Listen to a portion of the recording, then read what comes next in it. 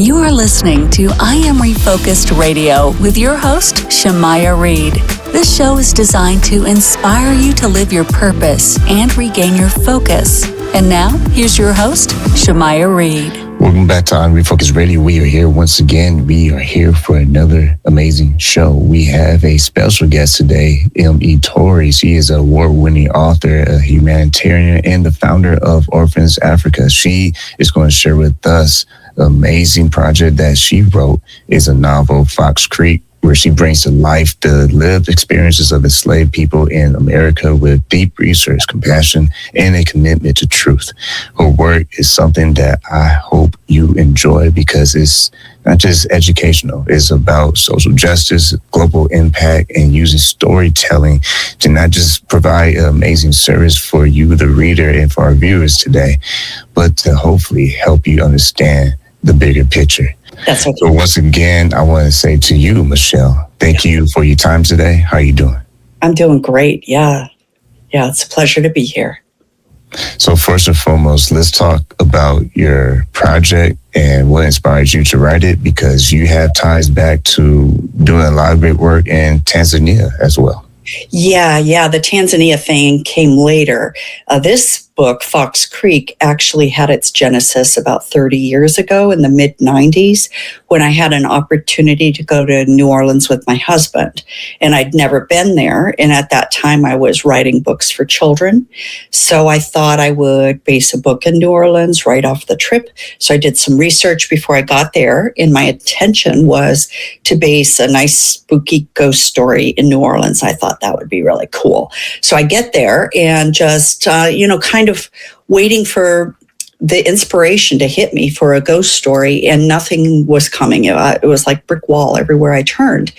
And I rented a car and thought, well, I'm going to go, see some plantations because I've never seen one. And as long as I'm here, I'm going to go do that. So I went up north, Baton Rouge, and visited, I'd say, about 10 plantations over 3 days' time.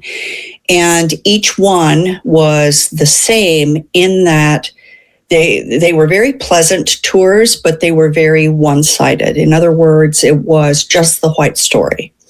Who was the white family? What was their ancestry? What was life like in the big house? And on it went. And they made it sound so wonderful. And that disturbed me. I mean, that disconnect between kind of the glorified white image of what life was like then and what had powered that life, which was the slave system.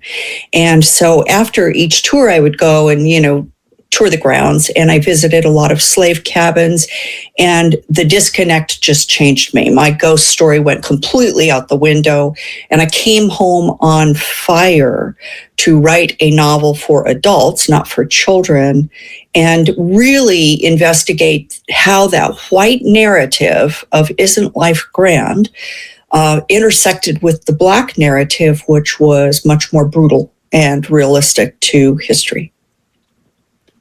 When you think about the research process that you had to go through, I'm sure that had been an emotional weight as well, with all the details with history.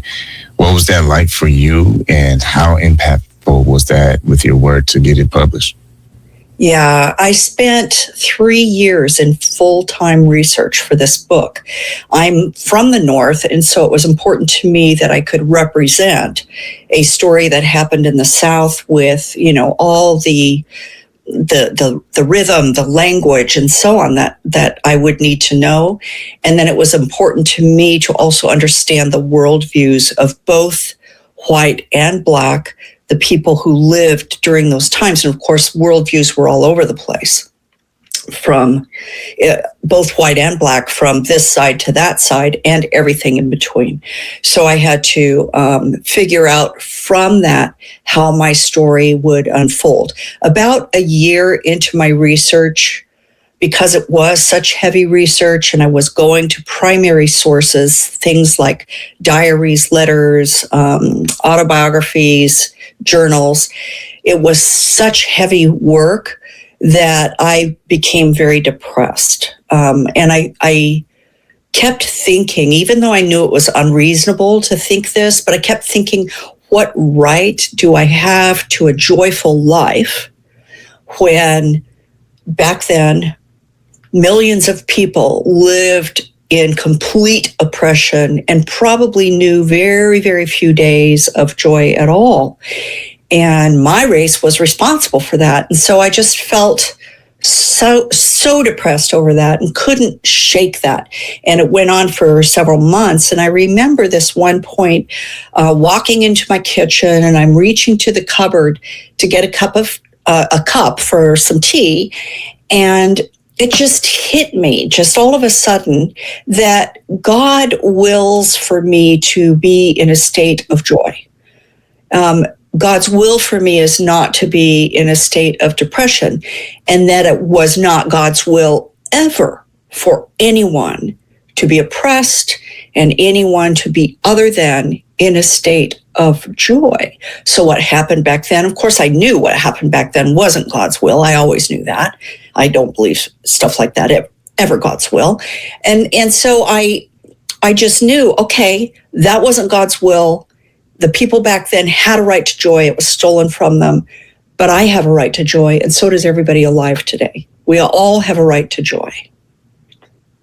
When you look at how your work connects not just through literature, advocacy, and humanitarian service, how do you believe that those three areas kind of speak to each other in your life?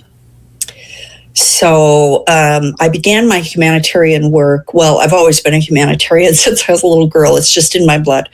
But I began it officially in 2007 when I made a trip to Tanzania with my husband and a good friend. And the three of us co-founded Orphans Africa. It's a 501c3 here in the United States. And we build schools for orphans in Tanzania. We have 6 schools on 5 different campuses, and it's still operating. We're all volunteers. We've never gotten paid for it at all. I would say, if you're going to believe in something like, we all deserve joy, we all deserve happiness, then at some point in your life, whether it's on a small scale or a large scale like mine, a global scale, you need to really make your actions speak that, okay? Your actions need to bring joy to others. And how do you do that? Well, it's going to look different for all of us, especially today in today's political environment. How do we bring joy to others? How do we bring joy into our culture, into our nation, into our lives? It's a very difficult question. For me in Tanzania, I've seen the results of what we've done. We've been around long enough to see some of these children who started out very small complete their schooling, go to university, and we meet them later. And they testify how Orphans Africa changed their lives and how without it, they would have had no hope at all. They might not have even lived. I mean, they've got 10% of their population is an orphan. And the median age of population in Tanzania is 18. So when you have a population that's so young and so needy, to be able to address those needs is very difficult. So we've at least made a difference in a small part of their country. Once again, your question. Oh, no, you're good. Once again, listen to I Am Refocused Radio and watching us online, talk to Michelle, and let's talk about the parallels that you see, not just in your mission work with your organization, but also in the history that you write in your actual book, because there has to be some kind of patterns that you're recognizing in both. Right. So, first of all, fundamentally, in my book, as well as in Orphans Africa and in my foundational belief in life itself, I believe we are all entitled, and I use that in a good sense, entitled to happiness, all entitled to realize the potential that we have in each of our lives, which is huge. We all have potential. And so our mission with Orphans Africa is to help each child to maximize and realize the potential that is resident within them. And so we just give them the opportunity to basically shine. In my book, Fox Creek, when you have an institution like slavery, no one in that slave system, not even the white people, are allowed to truly have their potential shine, because it's overshadowed by violence and by this sense of inequality, of one race being better than another. And even the race that thinks they're better than the other, they cannot truly realize their potential, because at the core, it's tainted. So how that reflects in today, anytime in our political structure where we're tearing down other people or overwriting history to be what we want it to say, a whitewashing of history, it again is going to be rotten at its core, and it's simply going to bring everybody down. No one can realize their potential when it's got a rotten core. And so I think my job is to shine a light on how we might be able to heal ourselves from our very hurtful past. I know the African American community is still in the process of healing, and unfortunately, a lot of whites don't know it, but whites also need to heal. And the reason why I say that is because when I bring this subject up to white people, they might ask me benignly, "Oh, what's your book about? Oh, what are your podcasts about?" And I tell them, and I feel this immediate, even though they don't actually physically stiff arm me, it's a stiff arm, okay? And they don't want to hear it. They don't want to talk about it, or they immediately shut me down and talk over me with a lecture on why they're going to just keep living their life and why none of that matters to them. They weren't alive then. It didn't matter. It doesn't matter to them anymore. It's dead. It's gone. Let it go. And yet we know from counseling, anytime you suppress a guilt or a trauma and you don't deal with it, it keeps coming back up, okay? And it keeps affecting your life in different ways, all right? So I really think it's incumbent upon whites especially to recognize how we've buried it or how we've written over it, and how, in order to move on and to become all we're meant to be, and by that I mean we collectively, everybody, every race, we have to deal with our past, and we have to look at it calmly, without guilt, with motivation to deconstruct what we think we know so that we can talk about it. What would your response be towards how politicians often use a lot of these catchphrases, if you will, and trying to sell their policies, their ideas to the public, trying to win votes, trying to win the popularity contest? What's your reaction to how both sides use this as an opportunity to put their own agenda out there? Well, I'm not super great on political discussions, I'll have to say. But I do think that the people that are in office right now, they pander to their base by telling them what they think they want to hear. And if a lot of that base is whites only or white supremacy, then they're going to be supporting that view in many ways, while at the same time they're trying to talk it down as if they're not. And I think if you're going to look at it critically, you have to look at their actions as opposed to their words and see what it is that they're actually doing. And I think that speaks very loudly.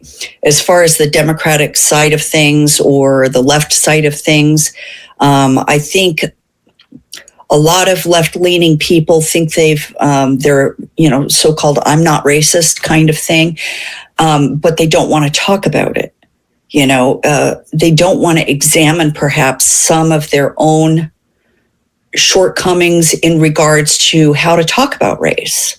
I think very few of them really are racist. I think they're right in that. But just because you may not be a racist, does that mean that you're really up to speed on some of these issues and how to discuss it and how to disarm and how to deconstruct? Now, I'd say most of them aren't up to speed. And so, how do we move forward? It's by realizing that none of us know everything.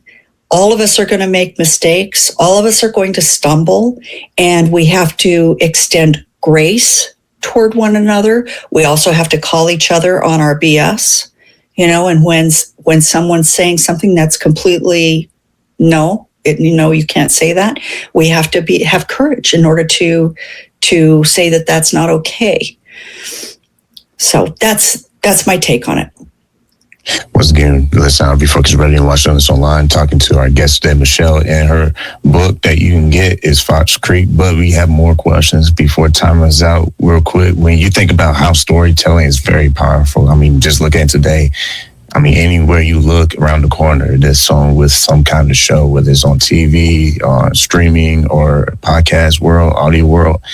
Storytelling is very popular. But I like to argue that storytelling has been here since ancient time. It has never been something that has been stopped. It's always been something where every generation has some kind of story that's told. What are your thoughts on how storytelling can bring healing and unity? Well, yeah, I totally agree with what you said. Yes, storytelling's been around forever, long before reading and writing. Of course, we've had oral storytelling for eons, probably since the beginning of humanity. In the poor villages where I work in Tanzania, the average education in some of these poor villages is second grade. So, storytelling, especially in a place that doesn't have electricity, you're not going to turn on the TV. Storytelling's huge. How do you know what came before you? How do you figure out how the world was created? Well, you create stories, and those are told on and on and on. And I think the power of storytelling, absolutely enormous. And then you look at what books are being banned right now, and there's some of the most powerful literature out there that present ideas or a worldview that another person or group doesn't want to hear. They don't want to consider it, but rather than let it be out there, they'll want to shut it down. And I think the power is in the resisting of allowing others to silence voices and just simply letting your voice be heard, my voice be heard. I was very trepidatious about writing a book that has a lot of Black points of view, Black narration. My main character is Black, and I'm not Black, so I was pretty scared about that. I was terrified, honestly, and I finally realized that it's important that I add my voice to the discussion. I feel like I have much to say. And without my voice, the discussion is incomplete. And I think that's true of every storyteller. Without their voice, the world really is incomplete. And storytelling helps us complete. It helps us see with a different lens through somebody else's thought or voice, something that we may not have realized before. And I do think it's important for humanity's growth. You reflect on the work that you've done with Orphans Africa and think about the future of the next generation of bright minds. When you see the opportunity to not just help serve those young people and position them for having the ability to be productive in society and to themselves one day create a greater impact for the next generation. What are some of the things that excite you in what you're seeing, not just with the growth of Orphans Africa, but the people that you're impacting? Because I've been involved for, I think, getting on 19 years now. First of all, I've made lifelong friends over there. One who calls us mother and father. He was an orphan himself, and I've known him since 2007. He now has a family, and he's dear to my heart, absolutely dear. And so are many of the others, and we know each other by name. And when we greet one another, it's with true tears of happiness, seeing one another again. One of the things that we aim for in Orphans Africa is self-sustainability. From the very beginning, none of us wanted us to simply pour money over there and them to just accept the money, and then, they would go to school and that's that. And we would just keep pouring money into that forever. I think that works if you're a really strong organization and can keep going generation after generation. That might work. But we had a different plan, and that was to empower the people who live over there to start their own money-making ventures, either within the school or commercially outside the school, that support school operations, so that eventually they're doing it completely themselves. And we have an exit plan where we are going to step back, and that exit plan isn't too many years away. And they know about the exit plan, and they're preparing for it, and so do we. And so the plan is that someday I can go there and visit, see all my friends, be overjoyed, but all I'm doing is just seeing what they've been up to, and they can just show me all of their new businesses, their new ideas, their entrepreneurship, and me, I'm just a visitor. Once again, this is I Am Refocused Radio, watching us online, talking to our guest today, Michelle. I want to end this because I know we are literally almost right out of time. But before we end, when you think about what you said earlier about, yes, we have a situation here in the States where they're banning certain books and they're claiming this and that on certain books. For someone who has been open to look through the lens of others, what will your message be for our viewers and our listeners to not close a book so fast just because someone else said it's not good? Yeah, so collective thinking can be a dangerous thing. I would encourage the listeners to have the courage to read it with a critical mind and an open heart, whatever it is you might be reading. And it's okay to reject it in the end if you've thought it through. It's all right. But at least be open. Be open to looking, be open to listening, and be open to seeing what other people have to say. And with that, how can people stay in touch with you and all the work that you're doing? How can they keep themselves updated on all that you do? First of all, my website, Torrey, TORREY.com, and they can find out more about me. And also there are links where they can purchase my book, Fox Creek, Amazon, Barnes & Noble, but there's also a place called bookshop.org, and that helps support local independent bookstores. But if they want to see more about Orphans Africa, that's orphansafrica.org. Well, like I always want to say to our guests, to you, Michelle, thank you for your time. Yeah, thank you, Shemaiah. It was my pleasure.